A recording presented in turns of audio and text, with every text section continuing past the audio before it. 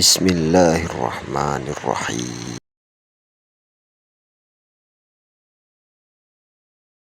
Mereka bilang apa? Apakah di tengah jalan kalian kehilangan unta? Kata mereka, iya.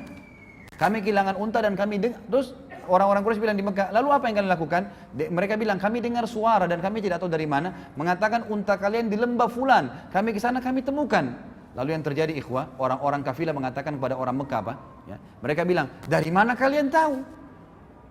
Kalau zaman sekarang orang bisa ngirim di WhatsApp, bisa di SMS, bisa di kirim foto. Ini kalau zaman dulu nggak mungkin, kecuali orang lihat, gitu kan? Nggak mungkin.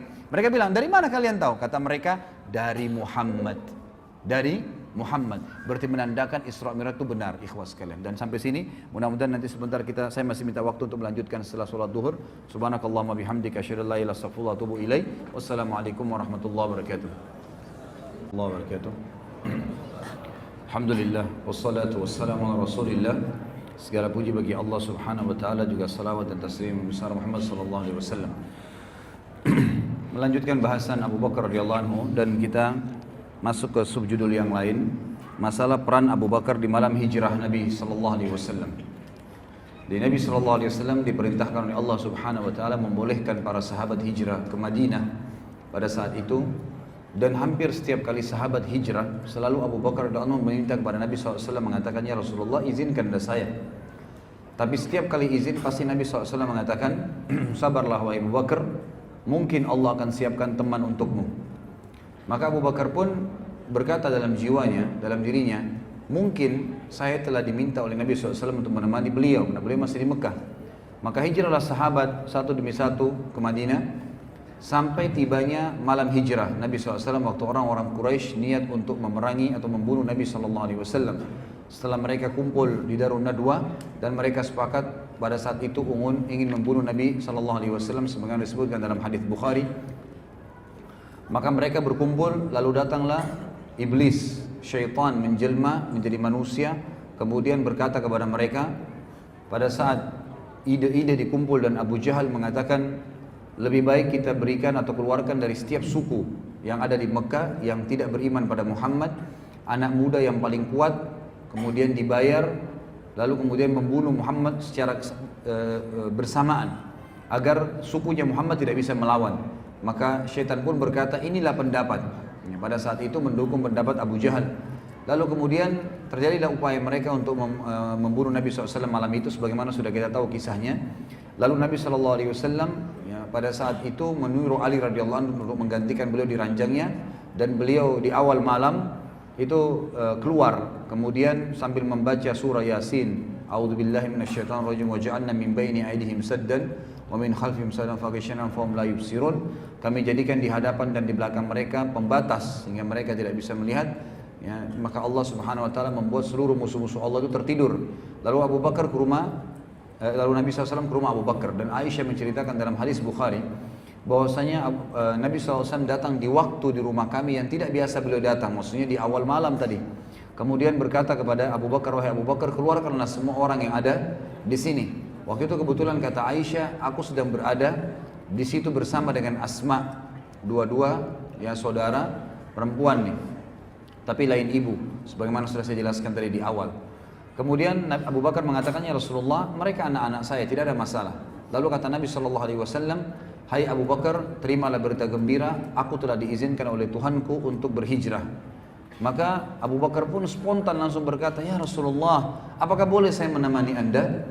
Maka kata Nabi SAW, iya, Allah telah memilihmu untuk menemaniku. Dan kata para ulama, ini adalah pengkhususan Abu Bakar radhiyallahu anhu. Pada saat itu Allah bisa menyiapkan banyak orang yang mendampingi Nabi SAW. Waktu itu Umar bin Khattab sudah masuk Islam, Hamzah sudah masuk Islam, sahabat-sahabat yang dikenal sangat kuat secara fisik. Tapi Allah Subhanahu wa taala memilih Abu Bakar, dan hanya satu orang.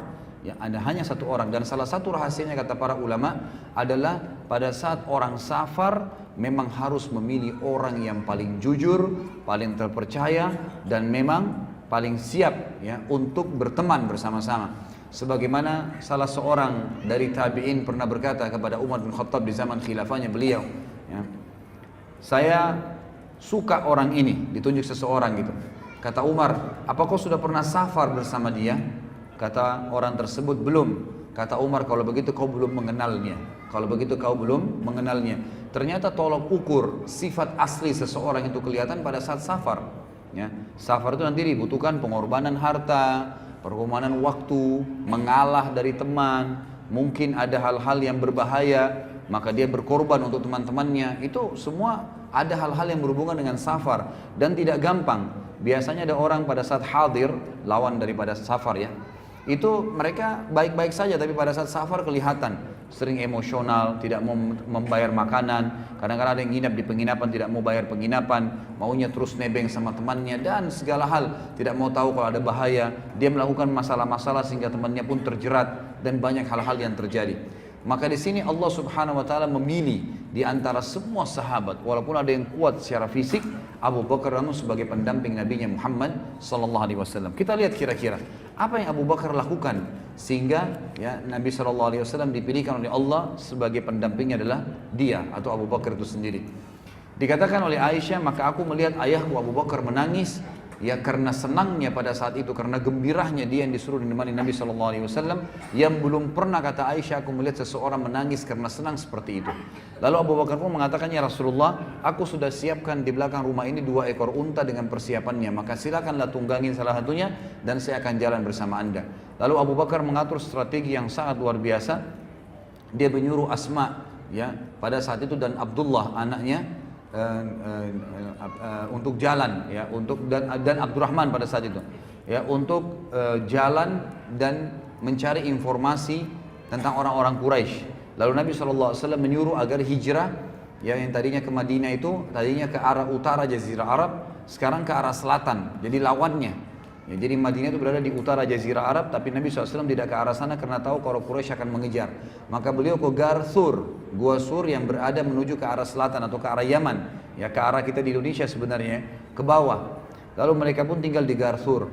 Lalu Abu Bakar pun menyuruh Amir bin Fuhairah, salah satu budak yang dibebaskan oleh beliau yang masuk Islam juga, menggembalakan domba, menyuruh mengikuti unta Nabi SAW dengan Abu Bakar agar bekas-bekas kaki untanya diinjak oleh gembalaan Abu Bakar dan tidak kelihatan oleh Quraisy. Ringkas cerita yang kita ingin sampaikan adalah peran Abu Bakar. Pada saat Nabi SAW tiba di Gua Thur, dalam hadis sahih riwayat Bukhari dijelaskan, maka Nabi SAW dilarang oleh Abu Bakar untuk masuk. Ini disebutkan dalam athar yang sahih, tidak disebutkan dalam sahih Bukhari, tapi disebutkan dalam buku-buku athar yang sahih. Ya, semua buku-buku hadis menyebutkannya sebagai athar. Athar ini dinukil dari para sahabat, gitu kan? Kalau hadis seperti dari Nabi SAW. Maka disebutkan dalam athar yang sahih bahwasanya Abu Bakar radhiyallahu anhu, sebagaimana dinukil oleh Abu Al-Qasim Al-Baghawi dalam kitab beliau melalui Ibnu Abi Mulaika, bahwasanya Nabi SAW pada saat berangkat ke Gua Hira bersama Abu Bakar, kemudian Abu Bakar ya sering kali berjalan di depan Nabi SAW. Kadang-kadang beliau gelisah pindah ke belakang Nabi SAW. Kadang-kadang beliau gelisah ke sebelah kanan Nabi SAW. Kadang-kadang beliau gelisah ke sebelah kiri Nabi SAW. Terus begitu. Lalu Nabi SAW dengan tenang tetap membaca Al-Quran di atas untahnya.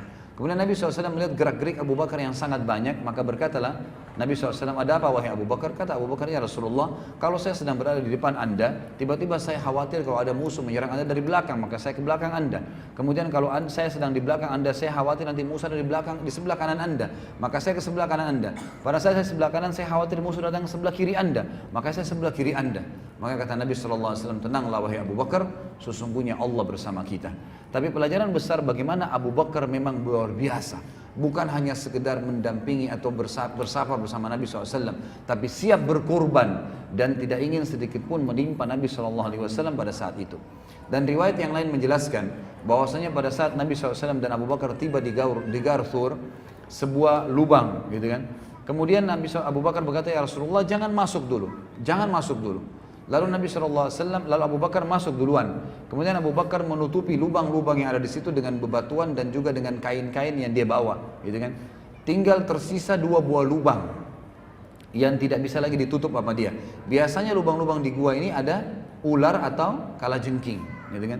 Maka Abu Bakar pun dalam asar ini dikatakan meletakkan kedua telapak kakinya di lubang tersebut. Lalu Nabi SAW dipersilakan masuk oleh Abu Bakar, lalu Nabi SAW pun tidur di paha Abu Bakar, tidur di paha Abu Bakar. Pada saat sementara Nabi SAW tidur di paha Abu Bakar, maka kaki Abu Bakar disengat oleh binatang tadi, tapi tidak disebutkan kalajengking atau ular. Dan Abu Bakar kesakitan, tapi beliau tidak menggerakkan sedikit pun pahanya karena tidak mau Nabi SAW terbangun dari tidurnya, alaihi salatu wassalam. Lalu Abu Bakar pun karena tidak tahan lagi menangis dan tetesan air matanya jatuh ke wajah Nabi SAW, maka Nabi pun terbangun. Lalu Nabi SAW mengatakan, ada apa wahai Abu Bakar? Abu Bakar berkata, ya Rasulullah, kakiku disengat oleh binatang buas. Maka kata Nabi SAW, angkatlah. Lalu beliau meludahinya dan akhirnya sembuhlah kaki kaki Abu Bakar radhiyallahu anhu. Dan ini sebuah kejadian yang luar biasa dari pada saat safar Nabi SAW bersama Abu Bakar. Kemudian kita pindah, ya, kisah demi kisah, poin demi poin ini, dalam arti kata yang terlibatnya Abu Bakar di situ.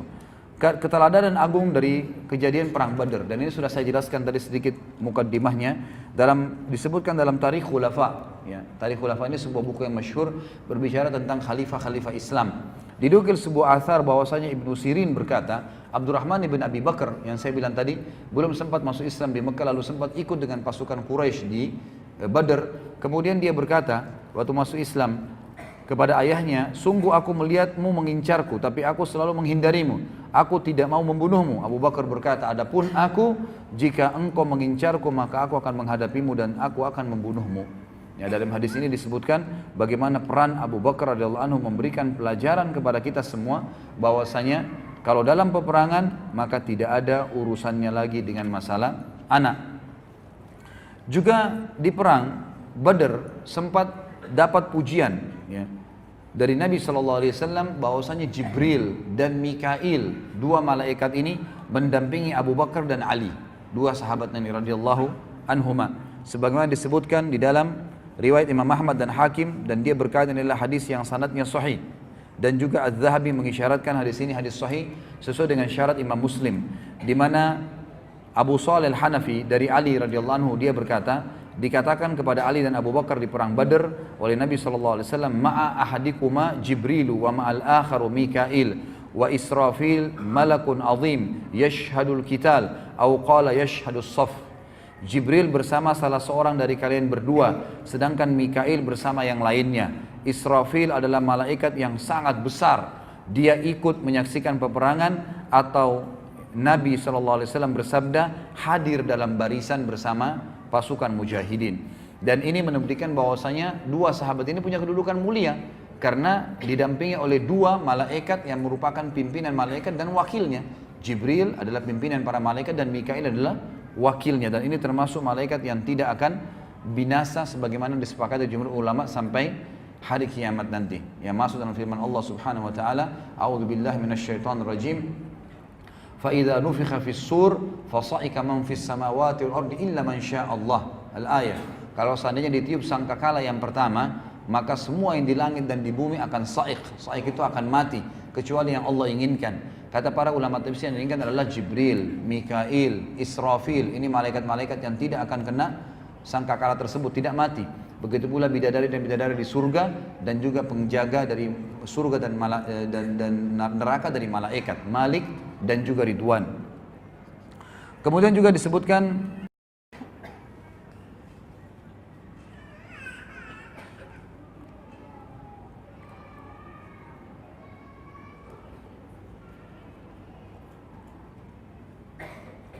keteguhan Abu Bakar di dalam peperangan bersama Nabi SAW selain perang Badar.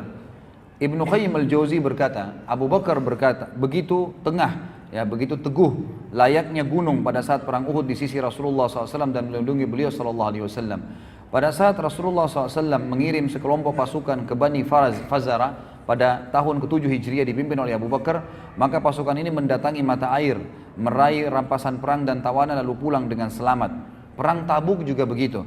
Perang yang sangat sulit bagi kaum muslimin, panji muslimin dipegang oleh Abu Bakar. Jadi Abu Bakar ini bukan karena mertua Nabi SAW, bukan karena hanya sahabat yang dituakan kemudian tidak dikasih peran, justru diberikan panji peperangan. Dan kita sudah tahu di zaman dulu, ikhwah dan akhwat sekalian, kekuatan pasukan itu ada di panji peperangan, jadi ada di benderanya.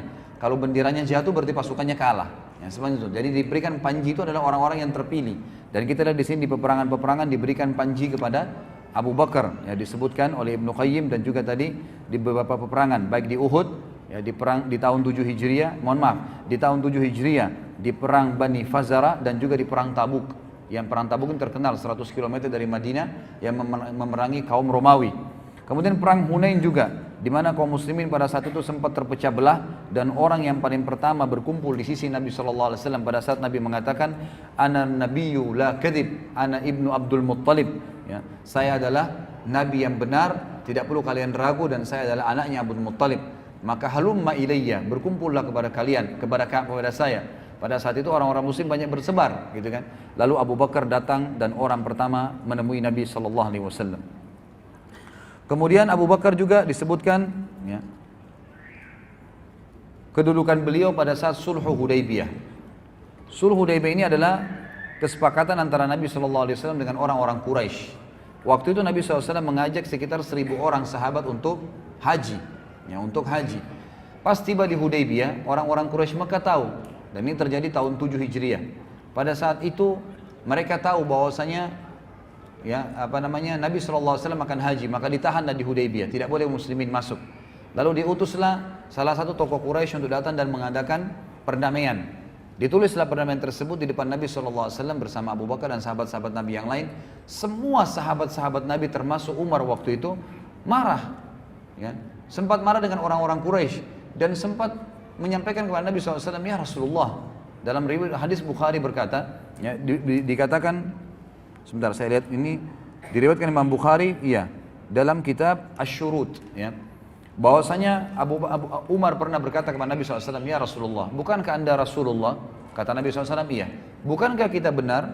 Kata Nabi SAW, iya. Bukankah orang-orang Quraisy itu salah, kafir? Kata Nabi SAW, iya. Baik. Kenapa kita harus mengalah? Kenapa harus kita biarkan agama kita terhina? Karena orang-orang Quraisy itu memberikan syarat, ikhwas sekalian, bahwasanya muslimin tidak boleh masuk Mekah tahun ini, tahun depan, dan tidak boleh ada peperangan selama 10 tahun. Mereka harus pulang dalam kondisi sudah berihram pulang, dan itu penghinaan, gitu kan? Maka Umar berkata, ya Rasulullah, kenapa kita harus diam? Perangi aja mereka. Kata Nabi SAW, saya benar utusan Allah dan saya, ya, tidak bisa melanggar apa yang telah Allah perintahkan. Pasti, kata Umar, bukankah ya Rasulullah anda janji kami akan masuk ke Mekah dan tawaf? Kata Nabi SAW, benar, tapi apakah saya janjikan kepadamu, hai Umar, kau akan tawaf tahun ini? Kan tidak. Tapi pasti Umar, setelah tahun ini kau akan masuk tawaf di situ, gitu kan? Lalu Abu Umar pun masih merasa kesal, maksudnya, ya Rasulullah, ayo kita perang gitu. Dan para sahabat-sahabat pun pada saat itu juga berharap begitu.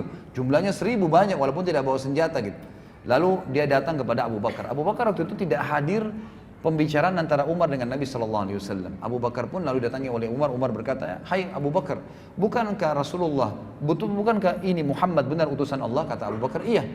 Bukankah kita dalam keadaan benar? Abu Bakar mengatakan iya. Jadi di sini ulama mengatakan, lihatlah persamaan pendapat Nabi SAW dengan Abu Bakar tanpa Abu Bakar lihat. Abu Bakar ucapin, ini betul-betul karena kejujurannya dan sidiknya terhadap wahyu Allah. Maka berkata Umar, bukankah ya mereka dalam keadaan sesat dan kafir? Kata Abu Bakar, iya. Baik, kenapa kita tinggal diam? Kenapa kita nggak perangin mereka? Gitu kan? Lalu kata Abu Bakar mengatakan, dia adalah utusan Allah dan dia tidak mungkin melanggar perintah Tuhannya. Jadi subhanallah, apa yang Nabi ucapkan Abu Bakar ucapin, padahal Abu Bakar tidak tahu Nabi ucapin itu, gitu kan? Di kemah yang berbeda. Lalu kata Umar, baik, bukankah Muhammad SAW, Nabi Muhammad telah menjanjikan kepada kita akan tawaf?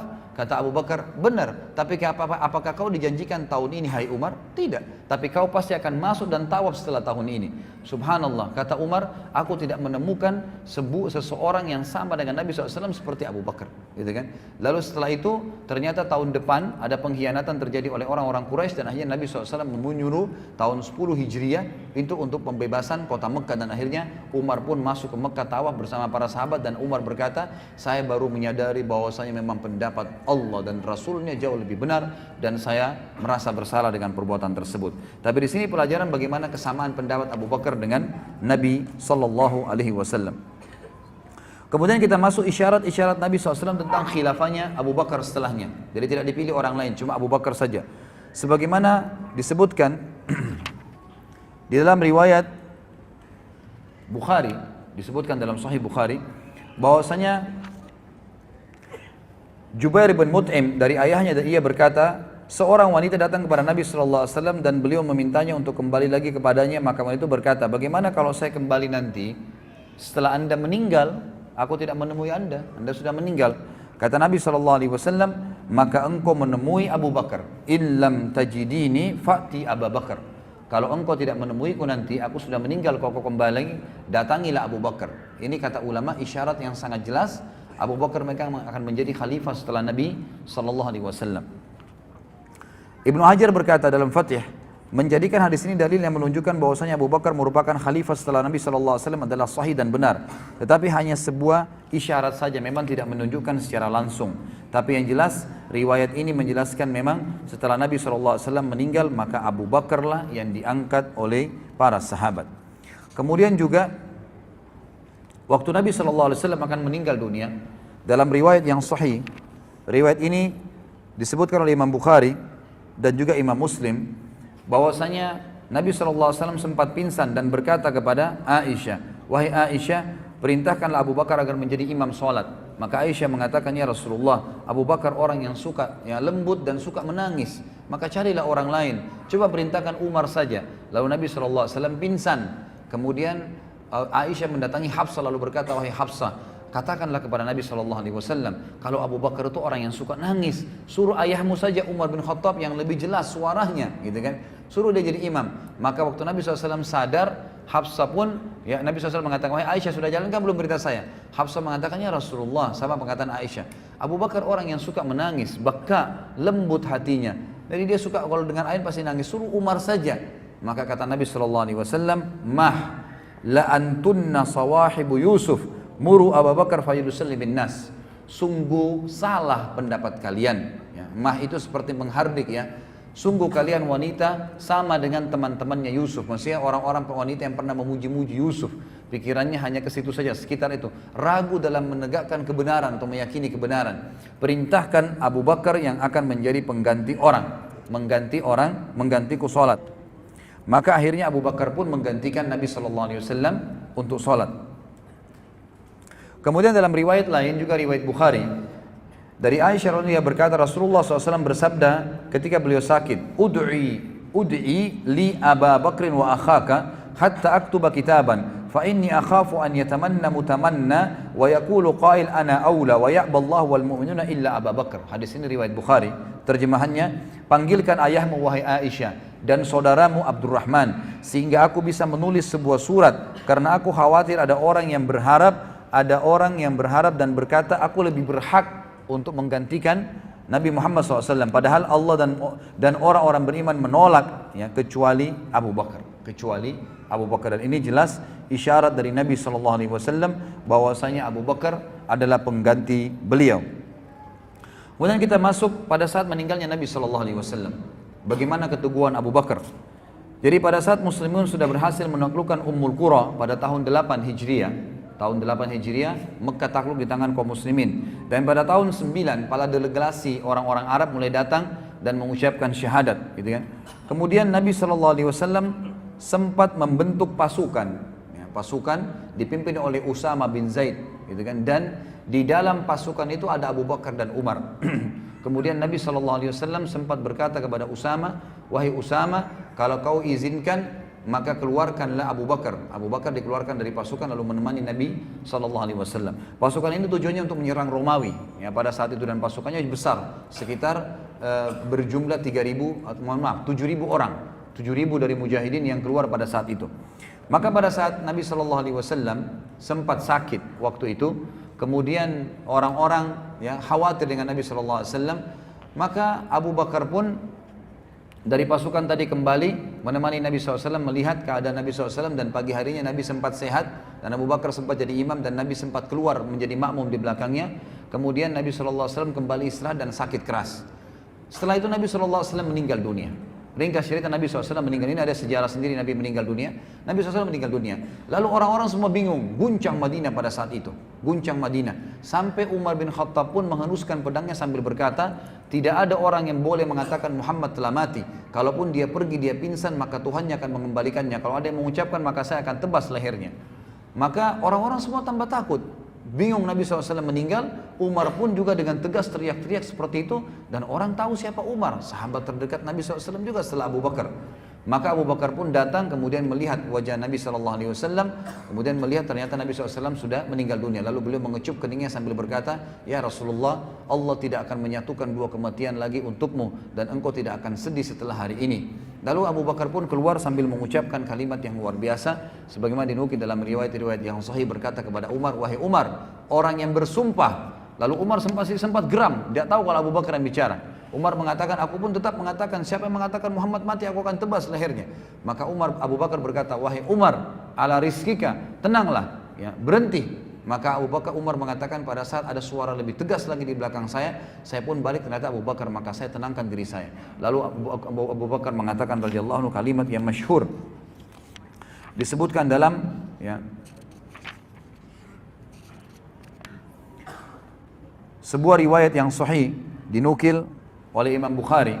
Abu Bakar mengatakan, "Ala man kana ya'budu Muhammadan sallallahu alaihi wasallam fa inna Muhammadan qad mat wa man kana ya'budu Allah fa inna Allah hayyun la yamut wa qala innaka mayyitun wa innahum mayyitun wa qala wa ma Muhammadun illa rasulun qad khalat min qablihi ar-rusul afa in mata aw qutila qalabtum ala aqabikum wa man yanqalib ala aqibihi falan yadurra Allah syai'a wa sayajzil syakirin." Kata Abu Bakar, siapapun yang menyembah Muhammad SAW, maka ketahuilah Muhammad telah mati. Dan siapa yang menyembah Allah, Allah itu hidup dan tidak akan pernah mati. Serta Abu Bakar membaca firman Allah yang berbunyi, "Wahai Muhammad, kau pasti mati dan semua juga akan mati setelahmu." Serta firman Allah, "Muhammad tidaklah kecuali seorang rasul yang telah berlalu sebelumnya rasul-rasul Allah. Kalau dia mati atau terbunuh di medan perang, maka apakah kalian akan meninggalkan agama Allah? Siapa yang meninggalkan agamanya Allah, maka tidak akan membahayakan bagi Allah, dan Allah akan memberikan balasan bagi orang-orang yang bersyukur." Kata Umar, waktu ayat ini Abu Bakar baca, saya tiba-tiba tersungkur atau menungkurkan kaki saya ke tanah dan menangis dengan tidak bisa tertahan lagi karena menyadari benar Rasulullah SAW telah meninggal dan seakan-akan ayat ini belum pernah saya dengarkan sebelumnya. Lalu beberapa sahabat juga menukil dalam riwayat-riwayat yang sahih, kami seakan-akan baru mendengarkan ayat tersebut setelah dibaca oleh Abu Bakar radhiyallahu anhu. Kemudian pada saat itu Abu Bakar, ya, dibaiat oleh orang-orang Madinah. Waktu itu sempat simpang siur nih, siapa yang akan dibaiat. Orang-orang Ansar sempat kumpul di Bani Thaqifah. Kemudian mereka mengatakan, "Ayo kita memimpin, ya, Sa'ad ibn Ubadah, pemimpin mereka, kita pilih jadi khalifah." Lalu Abu Bakar dan Umar segera menuju ke Bani Thaqifah bersama dengan Abu Ubaidah. Lalu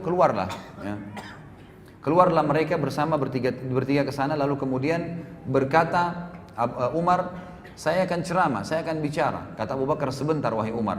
Kata Abu Bakar, "Wahai kaum Ansar, kami adalah pemimpin orang-orang muhajirin karena Allah telah mendahulukan kami dalam firman-Nya.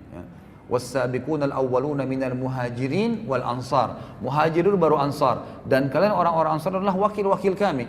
Jadi ada raja, ada wakilnya, gitu kan? Kalian wakil kami. Lalu berkata orang-orang ansar, ada sebagian mengatakan kami tidak setuju. Kami ingin pemimpin dari kalian dan pemimpin dari kami. Lalu Abu Bakar pun mengatakan tidak bisa. Pemimpin cuma satu dari orang-orang Mekah, muhajirin, dan kalian adalah menteri-menterinya. Lalu berkatalah Abu Bakar, saya menunjuk untuk kalian orang yang paling dipercaya oleh Nabi SAW. Inilah Umar, ya, pilihlah Umar. Maka Umar pun memegang tangan Abu Bakar mengatakan, "Tidak, demi Allah kami tidak akan pernah terpilih satupun di antara kami sementara kamu ada, wahai Abu Bakar. Maka saya, wahai muslimin, membaiat Abu Bakar, apakah kalian setuju?" Maka seluruh muslimin pun mengangkat tangannya dan mengatakan, "Kami membaiat Abu Bakar." Dalam riwayat Bukhari yang lain dikatakan, ikhwas sekalian, bahwasanya, ya, Umar berkata, "Apakah ada di antara kalian yang berani mendahului Abu Bakar sementara Abu Bakar itu yang telah ditunjuk oleh Nabi SAW jadi imam kalian pada saat Nabi sakit, ya? Maka adakah yang berani maju? Ada yang berani maju? Silahkan maju, baiat dirinya." Maka mereka semua mengatakan orang Ansar, dan ini tanda keimanan mereka. Tentu di buku ini juga disebutkan fadilah Ansar, tapi saya tadi tidak sebutkan, ya, secara khusus. Mereka luar biasa dari sisi iman. Mereka mengatakan kami tidak mungkin mendahului Abu Bakar setelah Nabi SAW menyuruhnya jadi imam. Maka dibaiatlah Abu Bakar pada saat itu. Kemudian ada kejadian besar, ikhwas sekalian. Pada saat Abu Bakar menjadi khalifah, yang paling pertama beliau lakukan adalah, pada saat itu suku-suku Arab banyak yang murtad, meninggalkan agama Islam. Ada yang murtad, ada yang mengaku nabi sendiri seperti, ya, orang-orang yang muncul Musailam al-Kadzab. Kemudian ada juga yang menolak membayar zakat, muslim tapi tidak mau zakat lagi, zakat khusus untuk Nabi SAW. Waktu itu jadi keadaan Madinah sedih meninggalnya Nabi SAW, pasukan juga terbatas, bayangkan kalau semua suku-suku Arab banyak yang murtad gitu kan. Maka Abu Bakar pun mengatakan, pasukan Ushrah, pasukan yang telah dibentuk oleh Nabi SAW yang sudah keluar dari pinggir kota Madinah, di keluar kota Madinah, ingin menyerang Romawi gitu kan. Itu kata Abu Bakar, saya tetap akan mengirimnya. Kata Umar, ya Abu Bakar, Madinah sekarang akan diserang. Ya, ini bahaya, banyak orang yang murtad. Kenapa kita tidak tarik pasukan itu, bertahan dalam Madinah, mengirim dai-dai kepada mereka? Ini pendapat Umar. Apa kata Abu Bakar? Wahai Umar, saya tahu dulu kamu di zaman jahiliyah adalah orang yang sombong dan sangat kekar. Kenapa kamu jadi pengecut setelah masuk Islam? Gitu kan? Bukankah agama ini sudah sempurna? Bukankah Rasulullah SAW telah membentuk pasukan Usama? Demi Allah saya tidak akan melepas ya tali yang telah disampul oleh Nabi SAW, disimpul oleh Nabi SAW. Maka saya tetap akan utus pasukan tersebut dan tetap akan menyerang apa yang telah Nabi SAW suruh serang. Maka kata Umar, saya tidak melihat kecuali Allah telah membuka dada Abu Bakar. Maka pasukan pun tersebut keluar. Lalu apa yang terjadi ikhwah sekalian? Seluruh suku-suku Arab yang dilewati oleh pasukan Usama bin Zaid ketakutan gitu kan, dan mereka berkata, pasukan sebanyak ini 7.000 orang tidak akan keluar dari Madinah, dari sarangnya, kecuali di dalam sarangnya pasti lebih banyak pasukannya, padahal sebenarnya lagi lemah Madinah. Maka akhirnya Jazirah Arab menjadi tenang. Makanya para ulama mengatakan Abu Bakar telah mengembalikan Islam di Jazirah Arab, dan selama Islam berjaya sampai hari kiamat Jazirah Arab, maka Abu Bakar panen pahalanya karena tetap mengirim pasukan Ushrah, pasukan yang telah dibentuk oleh Nabi Sallallahu Alaihi Wasallam. Kemudian kita lihat pada saat Abu Bakar jadi khalifah, ikhwah sekalian, apa khutbahnya, apa yang disampaikan, dan mana khalifah-khalifah kita sekarang, yang mana presiden-presiden kita yang berkata seperti ini, ya, perkataan yang luar biasa. Sekali lagi Abu Bakar tidak punya ijazah, ikhwah, khusus masalah ekonomi, masalah politik, tidak ada sama sekali. Yang ada kitabullah wa sunnati Rasul Sallallahu Alaihi Wasallam, itu saja. Kitab yang dibaca cuma satu, Al-Quran, ini rujukannya dan mengikuti sunnah Nabi Sallallahu Alaihi Wasallam. Tidak ada yang lain, ini di atas segalanya. Kata dia waktu dia naik di mimbar dan dikhalifahkan, beliau mengatakan, sesungguhnya aku telah dipilih sebagai pemimpin kalian padahal aku bukan orang terbaik dari kalian. Jika aku berbuat baik, maka dukunglah aku. Jika sebaliknya, maka luruskanlah aku. Kalau ada yang salah, luruskan. Lalu beliau mengucapkan, ini yang jadi garis bawahi, ini sifat beliau, Siddiq. Beliau mengatakan, kejujuran adalah amanah. Kejujuran terutama dalam mempertahankan agama ini, membenarkan Allah dan Rasulnya, menerima kebenaran dan mempraktekannya adalah amanah, dan kebohongan lawannya adalah khianat.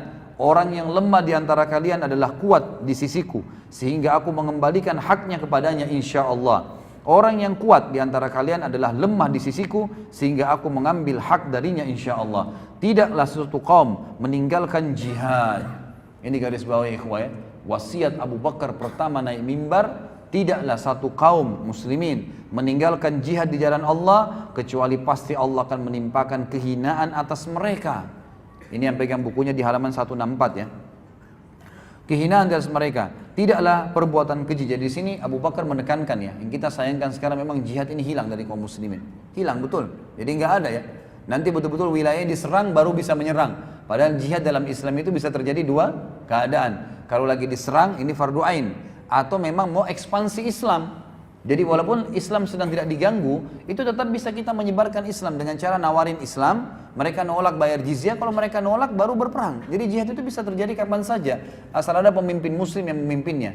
Abu Bakar mewasiatkan pada saat jadi khalifah, beliau mengatakan tidaklah satu kaum muslimin meninggalkan jihad Allah kecuali pasti Allah menimpakan kehinaan atas mereka. Dihina di mana-mana. Tidak ada yang bisa melawan umat Islam karena memang tidak membiasakan diri dengan jihad itu. Tidaklah perbuatan keji yang mewabah pada satu kaum kecuali Allah akan meratakan cobaan atas mereka. Dibiarin maksiat tidak ada yang luruskan, maka pasti Allah akan meratakan cobaan. Taatilah aku selama aku mentaati Allah dan Rasulnya. Ini prinsip dasarnya. Namun jika aku mendurhakai Allah dan Rasulnya, maka tidak ada ketaatan untukku atas kalian. Berdirilah untuk sholat, dirikanlah selalu sholat, dan semoga Allah merahmati kalian. Jadi kita lihat di sini bagaimana khutbahnya yang luar biasa Abu Bakar radhiyallahu anhu. Di antara khutbah-khutbah yang beliau sampaikan yang masyhur adalah, tapi ini setelah beliau jadi imam ya, jadi pemimpin. Dan kita juga perlu tahu ikhwah, ini mungkin yang hilang di tengah-tengah kaum muslimin ya. Pemimpin negara dia di zaman Nabi SAW, di zaman Khulafaur Rasyidin Abu Bakar, Umar, Utsman, Ali, nanti kita lihat semua kisah-kisahnya. Itu memang yang jadi raja pada saat itu mereka adalah imam masjid jami'. Jadi semestinya presiden kita itu kalau mau ikutin hukum Islam itu jadi imam di Istiqlal 5 waktu sholat, subuh, duhur, asar, maghrib, isya. Yang kedua yang mesti diketahui adalah bahwasanya mereka memang selalu khutbah Jumat. Dan ini juga saya sekalian ingatkan masjid-masjid kita, sebenarnya tidak harus terlalu banyak khatib di masjid. Karena memang dalam Islam itu selama Abu Bakar jadi khalifah 2 tahun khatib Jumat, tidak pernah diganti. Ya, kecuali memang dalam peperangan lagi keluar, Nabi SAW tidak pernah digantikan khutbah Jumat. Umar juga begitu, Utsman juga begitu. Jadi mereka punya kewajiban, makanya mereka harus alim, faham hukum agama, mereka menyampaikan. Di antara khutbah yang menarik dari Abu Bakar adalah Abdullah bin Hakim berkata, Abu Bakar berkhutbah kepada kami, dia berkata, amma ba'd, sesungguhnya aku berwasiat kepada kalian agar kalian bertakwa kepada Allah, memujinya dengan apa yang sesuai dengan kebesarannya, menggabungkan antara kecemasan dan harapan. Artinya selalu cemas, jangan sampai azabnya Allah datang nih kalau saya berbuat dosa, dan selalu punya harapan besar, pasti Allah terima amal solehnya. Selalu memohon kepada Allah tanpa kenal jenuh, selalu tidak pernah putus asa minta kepada Allah. Sesungguhnya Allah Ta'ala telah memuji Zakaria dan keluarganya dalam firman-Nya dalam surah Al-Anbiya ayat 90, a'udzubillahi minasyaitonirrajim, innahum kanu yusari'una fil khairati wa yad'una raghaban wa rahaba wa kanu lana khashi'in. Sungguh mereka selalu bersegera dalam mengerjakan kebaikan dan mereka berdoa kepada kami dengan penuh harap dan cemas, dan mereka orang-orang yang khusyuk kepada kami. Wahai hamba-hamba Allah, kata beliau, ketahuilah bahwa Allah telah menggantungkan haknya kepada diri kalian. Dia telah mengambil perjanjian dari kalian atas hal itu. Dia memberi dari kalian yang sedikit lagi fana dengan yang banyak lagi kekal. Maksudnya dunia ditukar dengan akhirat. Ini adalah kitabullah, Al-Quran. Keajaiban-keajaibannya tidak pernah habis. Cahayanya tidak akan pernah padam. Benarkanlah kata-katanya, patuhilah kitabnya, dan ambillah cahaya darinya untuk hari kiamat. Allah hanya menciptakan kalian untuk beribadah kepadanya. Dia mengutus para malaikat al-kiram al-katibin, maksudnya raqib dan atid, kepada kalian. Mereka mengetahui apa yang kalian lakukan. Kemudian ketahuilah wahai hamba-hamba Allah, kalian hilir mudik di dunia ini pagi dan petang kepada sebuah ajal yang ilmunya tidak kalian ketahui. Jika kalian mampu pada saat ajal itu tiba sementara kalian dalam sebuah amalan karena Allah mau amalan itu, maka lakukanlah. Namun kalian tidak akan mampu demikian kecuali dengan pertolongan Allah. Maka berlombalah mendahului ajal kalian yang masih tersisa waktunya sebelum ia habis, sehingga ia mengembalikan kalian pada perbuatan buruk kalian. Artinya kalau kalian tidak beramal soleh, pasti kalian akan berbuat buruk, otomatis. Orang kalau tidak berbuat baik pasti berbuat buruk, tidak ada tengah-tengahnya, tidak ada gabungan antara keduanya. Maka berarti baik atau buruk. Kalau kalian tidak berbuat baik, maka kalian akan berbuat buruk, dan kalau ajal kalian datang, kalian akan menyesal. Sesungguhnya suatu kaum menyerahkan ajal mereka kepada orang lain dan mereka melupakan diri mereka sendiri. Sayang sekali beliau bilang, banyak sekali orang gitu kan, yang menyerahkan hidupnya, serang orang, ribut, yang menyerang orang lain, menyusahkan orang lain, tapi seakan-akan gampang membunuh orang, tapi dia lupa dia pun akan mati ajalnya. Kata beliau, saya sarankan jangan kalian meniru mereka. Bersegeralah, selamatkan diri kalian, karena di belakang kalian ada pemburu, para malaikat yang bergerak gesit dan urusannya pun sangat cepat pada saat mencabut ruh. Gitu kan? Jadi ini wasiat yang luar biasa dari Abu Bakar radhiyallahu anhu. Beliau juga pernah berkhutbah dalam riwayat yang lain. Ini semua disebutkan dalam Sifatus Safwa, juga Makarimul Akhlaq, buku-buku yang mulia menulis tentang athar sahih menurut Abu Bakar. As-Siddiq pernah berkhutbah di hadapan kaum muslimin. Dia berkata, wahai manusia, hendaklah kalian malu kepada Allah. Demi Allah, aku tidak keluar untuk sebuah keperluan, buang hajat sejak aku membaiat Rasulullah SAW, kecuali aku menutup kepalaku karena aku malu kepada Allah Subhanahu Wa Taala. Jadi Abu Bakar selalu menaruh ada jubah di atas kepalanya, itu justru karena malu kalau kepalanya dilihat oleh Allah Subhanahu Wa Taala. Sampai pada tingkat itu malunya dengan Allah. Kata para ulama menanggapi kisah ini atau penyampaian ini, kalau kepalanya saja, rambutnya dia malu dilihat oleh Allah Azza wa Jal, malu dengan Allah rasa malunya, maka bagaimana kalau dia bermaksiat kepada Allah? Abu Bakar tidak pernah melakukan hal tersebut. Kemudian potret cemerlang dari ketawaduan beliau radhiyallahu anhu. Tawadhu berarti merendahkan diri. Disebutkan Abu Bakar biasa memerah susu, ikhwas sekalian. Jadi Abu Bakar sebelum jadi khalifah suka memerah susu bagi anak-anak kecil tetangga-tetangga rumahnya. Dan ini disebutkan di dalam Usud Ghabah, dan Ibnu Katsir mengatakan ini adalah redaksi yang hasan, serta riwayat ini didukung juga dengan riwayat-riwayat yang lain yang sahih, ya. Disebutkan dalam banyak buku. Tetap di rumahnya saja. Tetangganya berkata, sungguh anak-anak kecil bilang, sudah nggak ada lagi yang perahkan kami susu. Lalu Abu Bakar mendekati mereka sambil berkata, pasti ada yang perahkan dan saya demi Allah tidak akan mengubah perilaku saya yang baik sebelum saya jadi khalifah, setelah saya jadi khalifah tetap saya akan lakukan. Maka Abu Bakar pun mendatangi anak kecil yang ngomong sambil berkata, kamu mau susu yang berbuih atau susu yang tidak berbuih? Maka anak itu kadang-kadang mengatakan pada satu hari mengatakan yang berbuih, hari besoknya dia mengatakan tidak berbuih, dan Abu Bakar terus memerahkan susu kepada mereka sampai beliau meninggal radhiyallahu anhu. Jadi memerah susu untuk tetangganya, yaitu pada saat beliau menjadi khalifah. Dan ini luar biasa. Umar berkata, satu waktu juga aku selalu mendatangi rumah seorang janda dan berusaha untuk berbuat baik pada janda tersebut. Setiap hari aku datang, aku selalu didahului oleh seseorang. Pasti kalau aku mau datang, mau siapin makan, sudah ada makanannya. Mau bersihin rumahnya, sudah ada bersihin rumahnya. Mau masakin, sudah masak, ada orang masak. Dia terus telusuri, dan dia tanya orang yang punya rumah, siapa itu yang datang mengurus anda? Orang yang punya rumah bilang, saya nggak tahu, janda buta matanya. Ada seseorang sering datang. Lalu Umar satu waktu sembunyi-sembunyi ingin mencari tahu, dia datang lebih cepat, ternyata dia temukan Abu Bakar yang melakukannya. Maka dia mengatakan, oh ternyata kamu orangnya wahai Abu Bakar. Sungguh wahai Abu Bakar, kau akan meletihkan orang-orang yang datang setelahmu. Maksudnya khalifah yang datang setelahmu akan sulit mengikutimu, gitu kan, karena luar biasa perbuatannya. Kemudian Abu Bakar juga pernah waktu mengutus pasukan, disebutkan di dalam hadis yang diriwayatkan Baihaqi dan juga ini diriwayatkan oleh Ibnu Asakir, ya, dengan sanad yang hasan bahwasanya Sa'id bin Musayyib seorang tabi'in berkata, ketika Abu Bakar radhiyallahu anhu mengirim bala pasukan tentara ke Syam, dia mengangkat Yazid bin Abi Sufyan, Amr bin As dan Syurahbil bin Hasanah sebagai panglima perang, dan mereka semua bertiga mengendarai kuda, sementara Abu Bakar waktu itu jadi khalifah berjalan kaki di samping kuda-kuda mereka. Lalu mereka bertiga berkata, Abu Bakar mengantar sampai ke Thaniyatil Wada, tempat pintu keluarnya Madinah. Maka mereka berkata, wahai khalifah Rasulullah, anda berjalan kaki sementara kami berkendaraan. Maka Abu Bakar menjawab, sesungguhnya aku berharap pahala dari Allah karena langkah-langkahku di jalan Allah. Ya, bagaimana bisa, ini luar biasa. Kadang-kadang kita bandingkan kalau dengan presiden kita sekarang, dia mau lewat, dikosongin jalan, dipinggirin orang, gitu kan. Disuruh pindah semua demi untuk dia. Apa haknya? Dari mana haknya dia melakukan hal tersebut? Abu Bakar jalan di sebelah kuda pasukan yang dia kirim dan jalan kaki bersama mereka. Dia jalan kaki dan dia tidak mau menggunakan kendaraan. Bukan cuma mendahului mereka ya, bukan cuma menyuruh mereka pindah, tapi malah Abu Bakar jalan di sebelahnya. Bahkan di dalam hadis lain dikatakan Abu Bakar berkata, aku ingin agar langkah-langkahku ini walaupun aku tidak hadir bersama kalian di medan perang, dicatat pahala oleh Allah Subhanahu wa taala, sebagaimana Nabi sallallahu alaihi wasallam menyebutkan di dalam hadis, setiap langkah di jalan Allah akan diberikan 1000 pahala, dihapuskan 1000 dosa dan diangkatkan 1000 derajat di surga nanti. Ini contoh daripada Abu Bakar. Kemudian contoh yang lain dari keadilan Abu Bakar.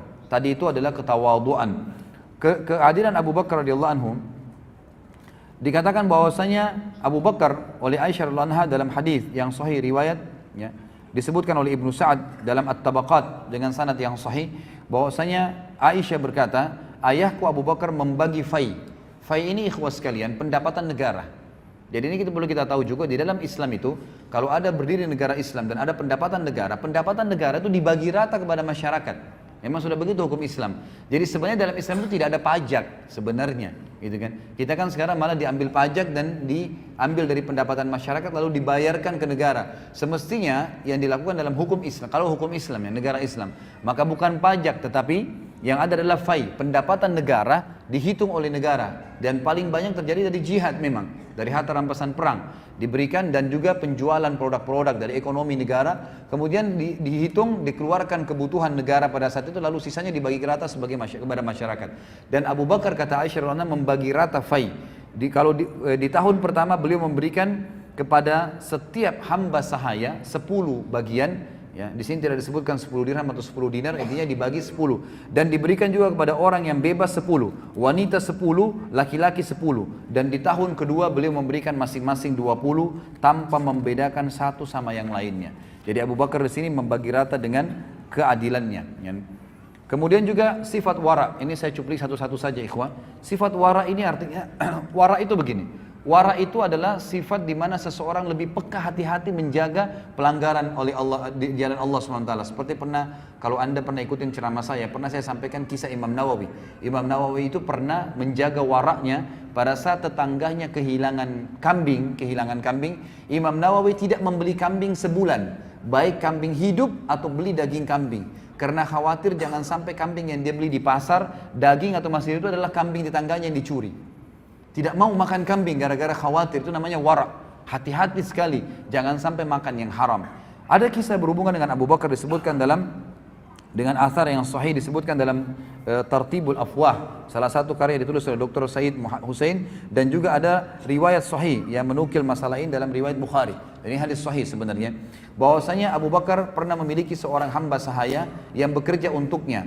Lalu Abu Bakar kebetulan waktu siang hari ketemu dengan hamba sahaya itu lagi bawa makanan. Abu Bakar lalu memakan, tiba-tiba makanan yang dibawa, memang biasanya dia hidangkan dari hasil kerjanya dikasih.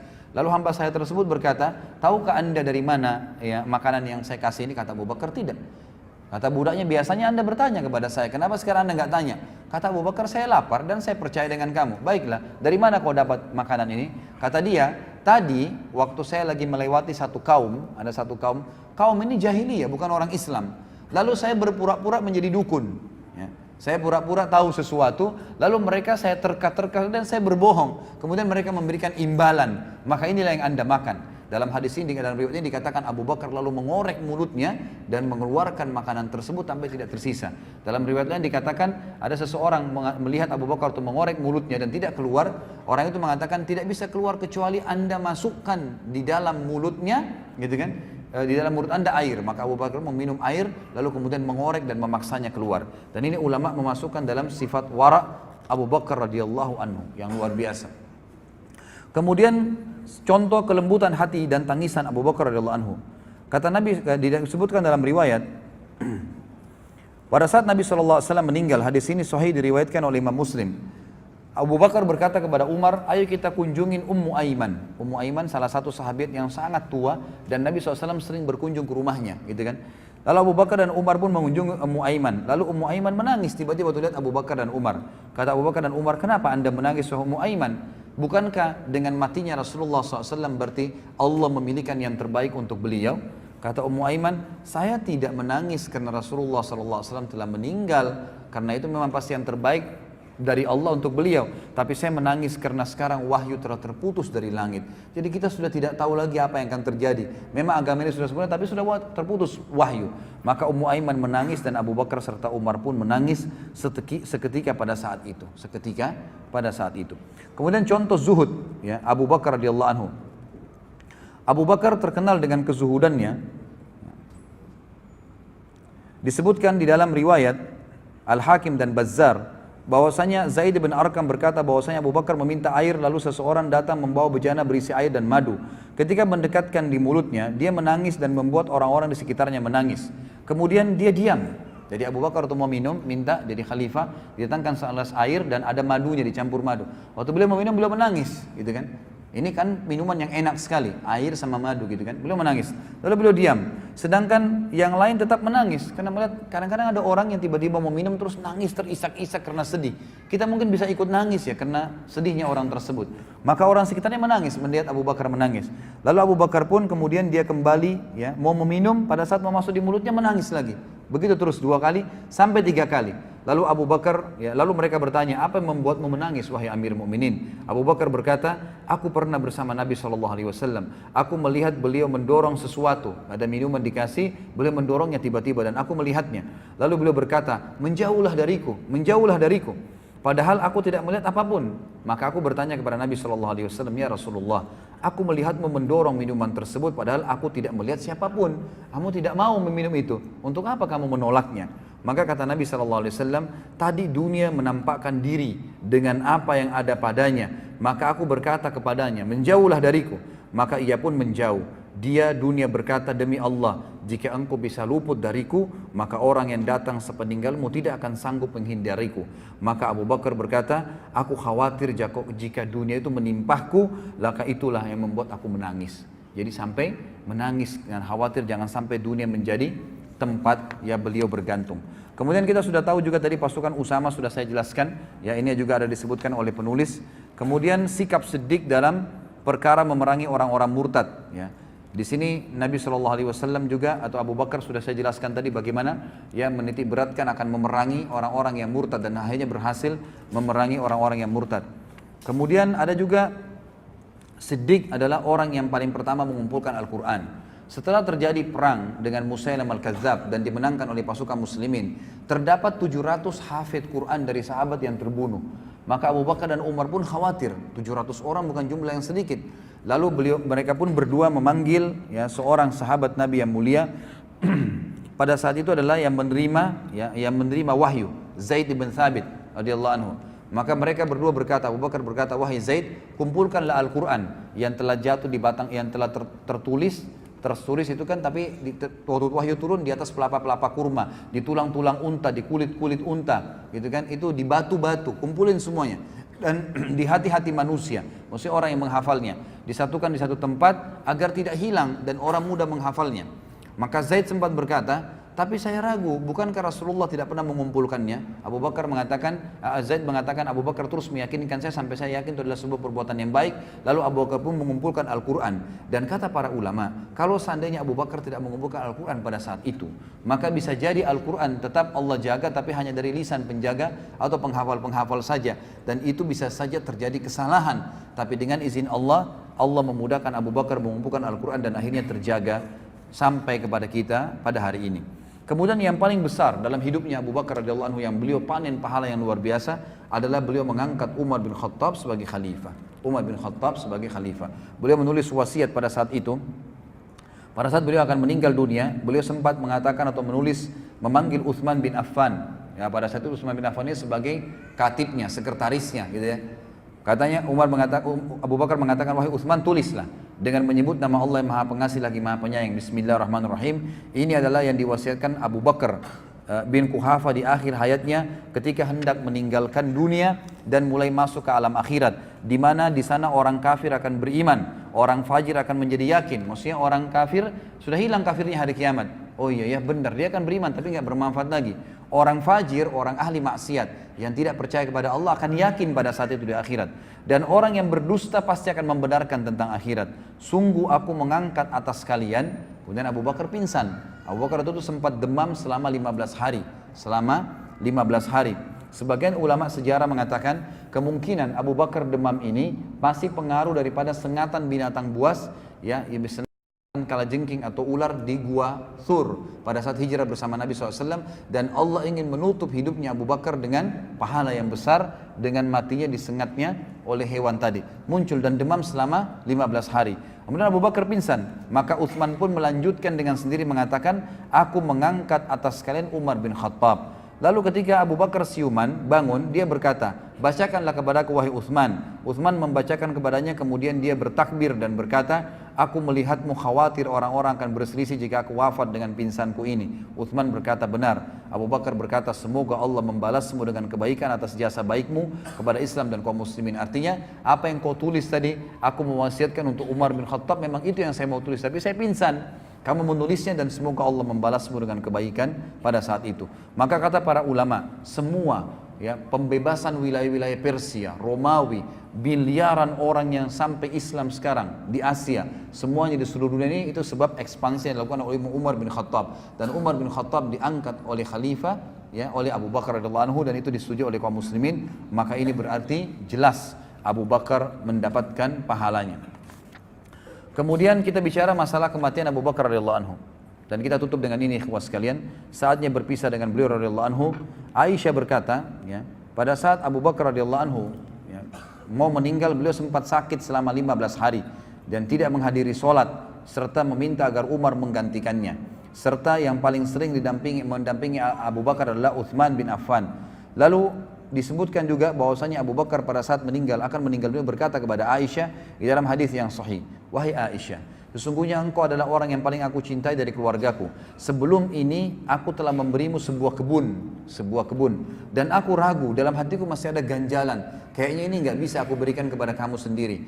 Maka aku wasiatkan kepadamu agar engkau kembalikan kepada ahli waris. Kalau aku meninggal, bagi rata. Kata Aisyah, baiklah, aku akan jalankan wahai ayahku. Lalu Abu Bakar berkata juga dalam riwayat yang lain, pada saat ya, dia akan meninggal, dia mengatakan, sejak kami memegang urusan kaum muslimin, kami tidak pernah makan 1 dinar atau 1 dirham pun milik mereka, tidak pernah ambil dari muslimin 1 dirham dan 1 dinar, tidak pernah. Tetapi kami telah makan makanan mereka yang telah dibuang kulitnya dalam perut kami. Maksudnya yang mereka hidangkan buat kami, ya udah. Tapi kalau khusus menetapkan bayaran muslimin bayar, nggak pernah sekali 1 dirham ataupun 1 dinar yang diambil. Kami memakai pakaian kasar mereka di tubuh kami. Kami tidak mempunyai sedikit maupun banyak dari harta fai, rampasan perang kaum muslimin, kecuali hamba sahaya Habasyah dan seekor unta penyiram serta sepotong kain saja. Jadi Abu Bakar cuma mengambil dari harta rampasan perang pun. Jadi beliau hidup dari harta kerjanya sendiri ya, kebun-kebun kurmanya sendiri. Itu beliau tidak miliki kecuali seorang hamba sahaya. Itu pun hamba sahaya setelah beliau meninggal beliau wasiatkan kembalikan kepada khalifah setelahku Umar bin Khattab. Juga seekor unta dipakai menyiram ya, ditaruh di atas punggungnya, itu 2 gentong besar untuk menyiram pohon-pohon kurma. Juga diberikan kepada Umar setelahku, dan bebaskanlah aku darinya, serta ini sepotong kain yang sempat aku diberikan pada saat aku jadi khalifah, kembalikan, aku tidak ingin sama sekali. Maka pada saat Umar dengar, Umar pun menangis sambil berkata, sungguh Abu Bakar telah membuat orang yang datang setelahnya lelah, tidak bisa mengikutinya, dan Abu Bakar ingin melepaskan dirinya dari masalah-masalah yang memberatkannya pada hari kiamat. Akhirnya pada saat dia meninggal, ikhwas sekalian radhiyallahu anhu, kita dengarkan bagaimana statement yang mulia disampaikan oleh Ali. Mohon maaf ini agak panjang saya bacain sedikit, mungkin sekitar 1,5 lembar ya. Tapi ini riwayat yang luar biasa, dan ini sekaligus meluruskan pemahaman orang-orang Syiah yang banyak menganggap bahwasanya Ali membenci Abu Bakar atau sebaliknya. Kita bisa lihat bagaimana Ali menamakan anaknya yang meninggal, yang banyak terbunuh di Karbala pun bernama Abu Bakar dan Umar. Ya, bagaimana bernama Abu Bakar dan Umar, dan juga Hasan dan Husain memberikan nama anak-anak mereka dengan Abu Bakar dan Umar. Di sini ditulis oleh penulis kalimat abadi dari Ali pasca Abu Bakar wafat radhiyallahu anhu. Abu Bakar wafat umur 63 tahun ya, dan itu tepatnya pada malam hari Senin ya. Hari Senin belum meninggal, malam Selasa 22 Jumadil Akhir tahun 13 Hijriah ya. Aisyah sempat berkata pada saat akan meninggal dunia Abu Bakar sempat berkata, malam apa Rasulullah SAW meninggal? Aisyah berkata, hari Senin malam Selasa. Maka kata Abu Bakar, aku berharap meninggal malam ini agar aku bisa meninggal bersama dengan hari meninggalnya Nabi SAW. Maka Abu Bakar pun meninggal pada saat itu, dan sebelum meninggal dia juga sempat mengatakan, dengan apa kalian membungkus dan mengkafani Nabi SAW? Maka kata Aisyah, 3 helai kain suhulia dari Yaman, jadi kain putih dari negeri Yaman. Maka kata Abu Bakar, aku memiliki baju gamis ini, ada baju panjang beliau. Kalau aku meninggal, cucilah. Kemudian guntinglah dia, potonglah dia, jadikan dia sebagai kain kafan, dan tambahlah 2 kain lagi yang biasa. Lalu kata Aisyah, ya hai ayahku, ini kan sudah usang, baju ini sudah usang, nggak bisa, kami ganti yang baru. Kata Abu Bakar, ya, orang hidup lebih pantas mendapatkan yang baru. Ini hanya untuk menunggu di alam kubur, nggak perlu yang baru. Jadi pakai baju yang tua. Ya, pada saat beliau dikafani radhiyallahu anhu. Beliau meninggal umur 63 tahun ya, sebagaimana meninggalnya Nabi SAW, dan beliau meninggalkan istri dan anak-anak semuanya dalam keadaan beriman kepada Allah, termasuk kedua orang tuanya. Dan beliau pada saat meninggal dimandikan oleh Asma binti Umais, istri beliau yang terakhir ya radhiyallahu anhum ajma'in. Dan ini juga diambil hukum bahwasanya bolehnya laki-laki dimandikan jenazahnya oleh istrinya, dan sebaliknya istri memandikan suaminya. Dan juga dalam hadis Bukhari dikatakan, kata Nabi SAW pada saat meninggal, wahai Aisyah, aku pusing kepalaku, sakit. Aisyah mengatakan, ya Rasulullah, aku juga sakit kepala. Kata Nabi SAW, tidak usah khawatir wahai Aisyah, kalau kau meninggal sebelum saya akan kafani kamu, saya akan mandikan kamu, dan saya akan kafani kamu. Kalau aku meninggal lebih dulu, kaulah yang memandikan dan mengkafani aku, sebagaimana disebutkan dalam hadis Bukhari. Kalimat Ali yang mulia adalah dari Usaid bin Safwan, ia berkata, ketika Abu Bakar wafat, jasadnya ditutup dengan kain. Madinah berguncang dengan isak tangis mirip pada saat wafatnya Nabi SAW. Dia berkata, Ali bin Abi Thalib pun datang, lalu berdiri di atas ya, tempat diletakkannya jenazah Abu Bakar, di mana Abu Bakar wafat. Dia berkata, semoga Allah merahmatimu wahai Abu Bakar.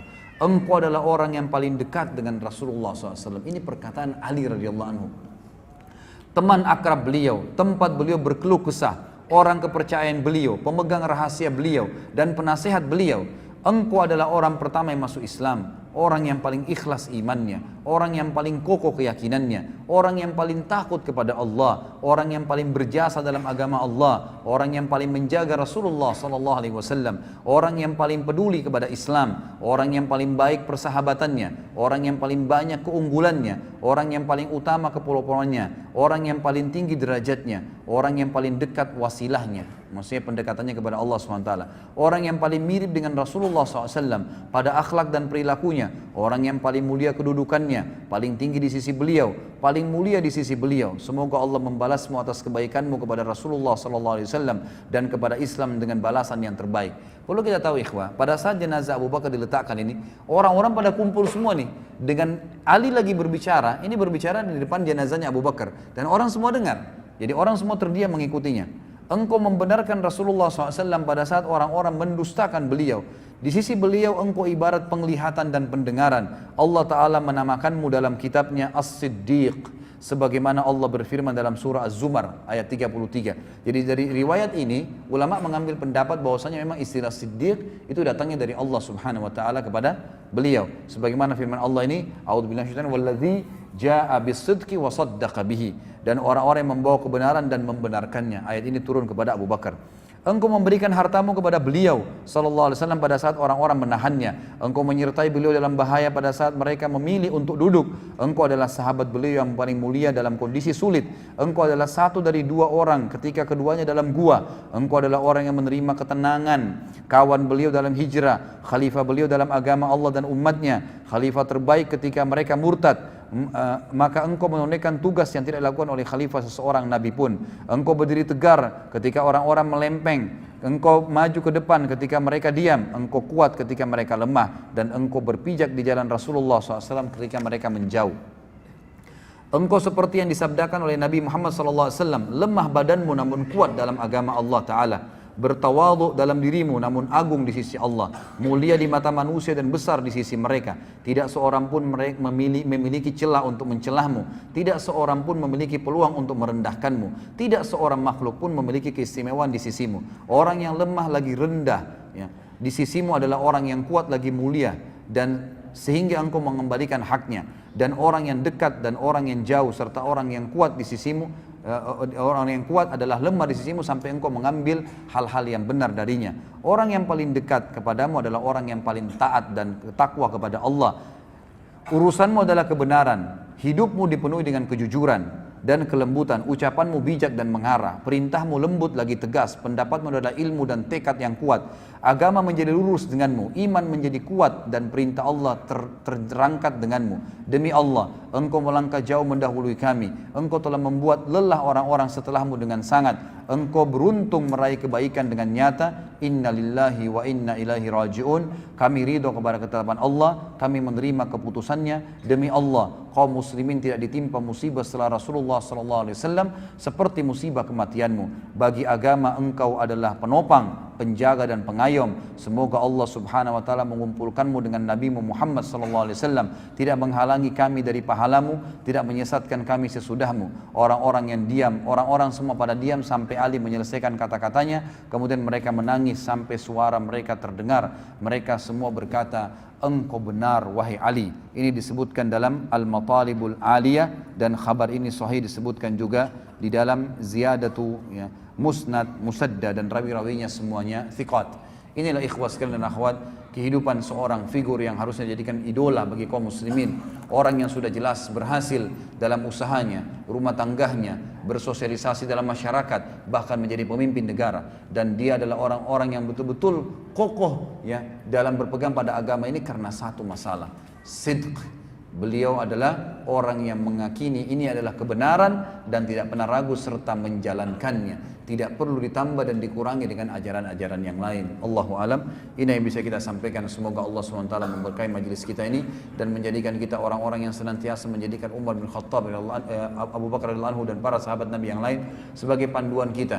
Dan ikhwas sekalian, bacalah terus sejarahnya. Apa yang tadi antum dengar 2-3 jam ini hanya sebagian dari kisah-kisah beliau, dan tetap saya sarankan untuk membacanya dan menjadikannya sebagai tauladan. Mungkin ini saja ikhwas sekalian, dan saya tidak tahu kalau memang masih mau dibuka pertanyaan silahkan, kalau tidak kita tutup. Panitia mana? Ada yang bertanya enggak? Ada pertanyaan ditulis di kertas enggak?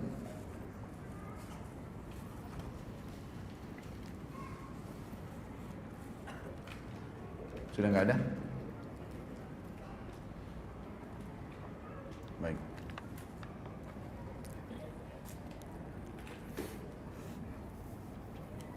Assalamualaikum Pak Ustaz. Saya Rafa, anak kelas 2 di Bogor.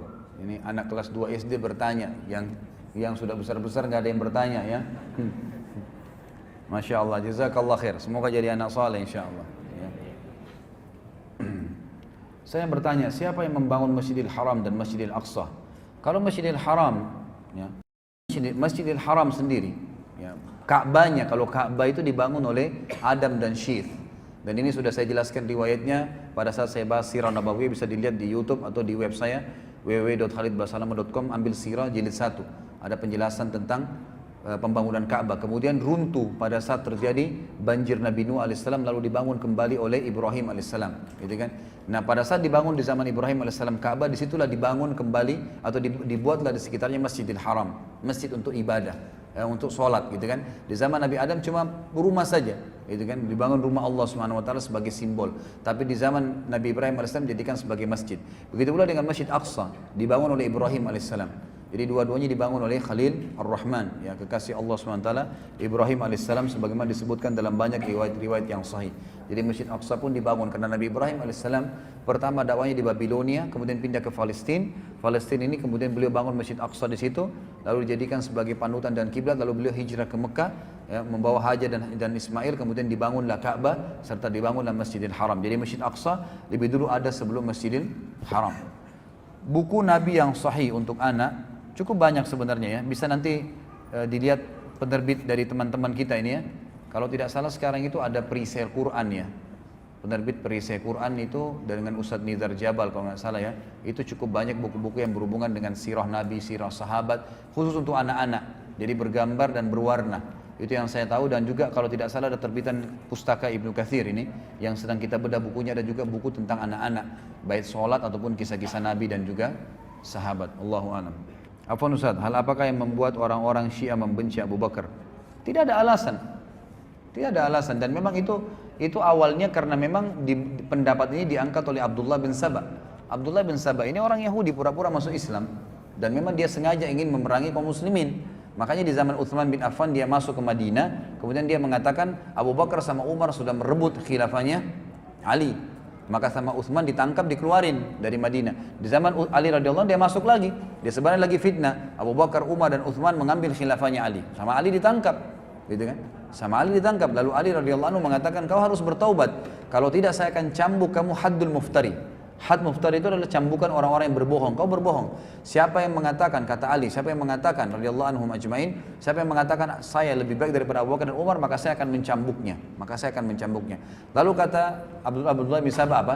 Kalau kau mencambukku, gitu kan? Kata Ali begini, kalau kau tidak mau taubat saya akan cambuk kamu. Kalau kau tetap memaksa lagi saya akan bunuh kamu. Kata dia, kalau kau bunuh saya, kau adalah dia, kau adalah Tuhan. Kau adalah Tuhan. Maka Ali pun membunuh Abdullah bin Saba. Tapi sekarang orang-orang Syiah di Iran itu malah membangun kuburan, dinamakan kuburannya Abdullah bin Saba, yang mereka tawaf tiap hari, mereka minta doa di situ. Sama juga dengan Abu Lu'lu. Nanti kita bahas pada saat kisah Umar bin Khattab insyaallah. Itu di zaman Umar bin Khattab, ya, yang bunuh dia adalah Abu Lu'lu, dan terkenal sekali. Abu Lu'lu ini sekarang dibuatin masjid di Iran, lalu mereka berdoa di situ. Saya pernah lihat cuplikannya dengan bahasa mereka, bahasa Arab tapi dengan versi bahasa Persia ya, bahasa Iran. Itu mereka bilang, ya Allah bangkitkanlah kami bersama Abu Lu'lu, na'udzubillah, yang membunuh Umar bin Khattab. Dan sekarang mereka sampai menggunakan sendal, ditulis nama Abu Bakar sama Umar, dilaknat tiap hari. Tidak ada alasan gitu. Tidak ada alasan. Kalau kita pertemukan minimal antara dia dengan Abu Bakar, siapa yang mau dibilang lebih baik? Jelas mertua Nabi, jelas sahabat Nabi, gak ada alasan, gitu kan? Dan jelas sahabat Nabi, jelas tadi kekhalifaannya, khalifah pertama dalam Islam. Mereka mau bantah atau tidak, itu jelas faktanya.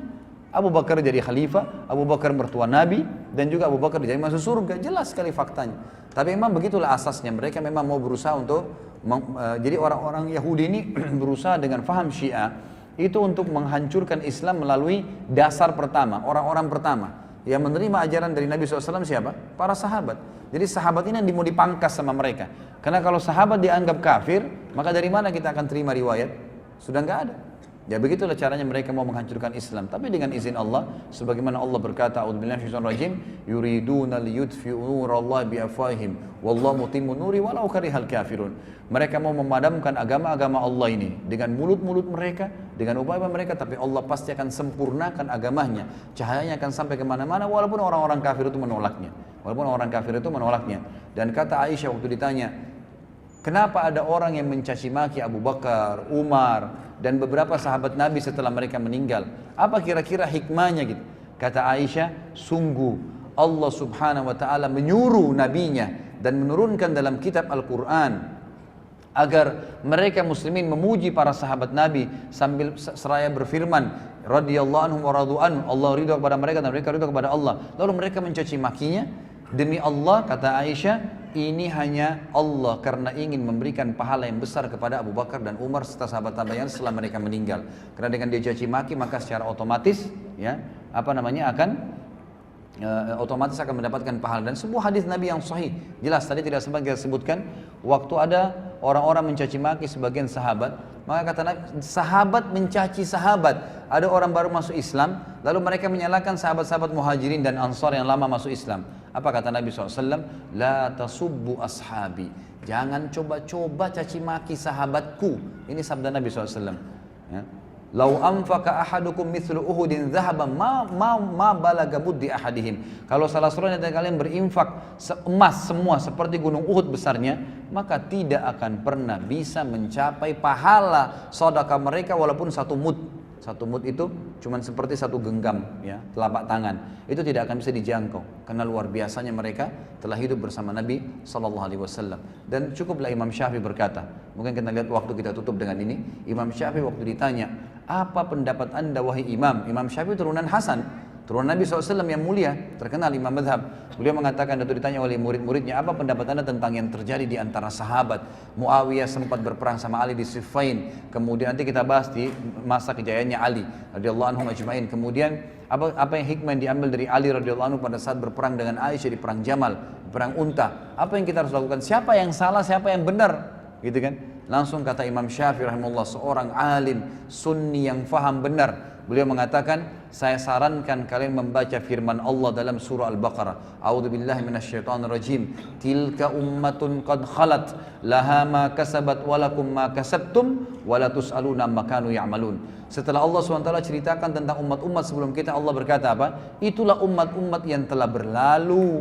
Mereka telah mendapatkan apa yang mereka lakukan. Kalau mereka buat baik, dapat baik. Sekarang jadi surga, taman-taman surga dari kuburan mereka. Kalau mereka berbuat buruk, mereka sudah disiksa, jadi lubang dari lubang neraka. Dan kalian juga akan diminta pertanggungjawaban atas apa yang kalian lakukan, dan tidak usah repot-repot mencari tahu dan menanyakan perbuatan mereka. Ini pendapat diambil Imam Syafi'i rahimahullah dari ayat Al-Quran yang menceritakan kepada kita tentang keadaan umat-umat sebelum kita. Kita cuma bisa mengimani Musa alaihissalam Nabi, Taurat ada, pengikutnya ada. Tapi tidak perlu kita cari tahu isinya Taurat apa. Tidak perlu kita mengikuti lagi syariatnya. Memang begitu dalam Islam. Tidak usah tanyain lagi, cukup imani selesai. Yang kita terapkan saran Al-Quran dan apa yang diajarkan oleh Nabi Sallallahu Alaihi Wasallam. Mungkin sampai sini ikhwas sekalian. Mudah-mudahan sekali lagi Allah memberkahi majelis kita dan juga menjadikan kita orang-orang yang mengamalkan apa yang telah kita dapatkan, dan semoga Allah Subhanahu wa taala dengan kemahamurahannya ikhwas sekalian menyampaikan derajat siddiq juga kepada kita sebagaimana Allah Subhanahu wa taala menyampaikannya kepada Abu Bakar, dan semoga Allah menyatukan kita dengannya radhiyallahu anhu dan seluruh sahabat di surga firdausnya tanpa hisab. Kalau benar dari Allah, kalau salah dari saya mohon dimaafkan. Subhanakallahumma bihamdika asyhadu an la ilaha illa anta astaghfiruka wa atubu ilaik. Wassalamualaikum warahmatullahi wabarakatuh.